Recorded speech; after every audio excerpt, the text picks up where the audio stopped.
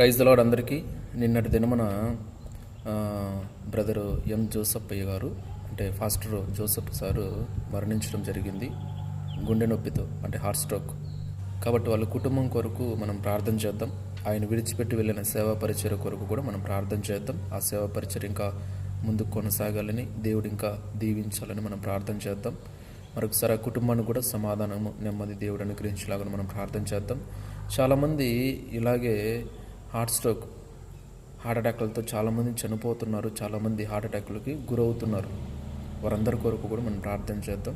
నేను రీసెంట్గా ఒక 3-4 days ముందు విన్నాను. ఒక చిన్న పిల్లాడు, స్కూల్లో చదువుతున్న చిన్న పిల్లాడు, 6th class ఉంటాడు. ఆ 6th class పిల్లోనికి కూడా హార్ట్ అటాక్ వచ్చింది. అక్కడ నుంచి హాస్పిటల్కి తీసుకెళ్ళిన తర్వాత ఇప్పుడు దేవుని కృపను బట్టి పర్లేదు. ఆ విషయాలు మళ్ళీ నాకైతే తెలియదు.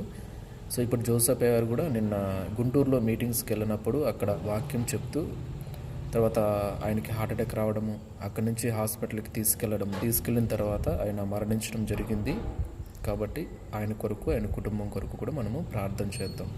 Praise the lord.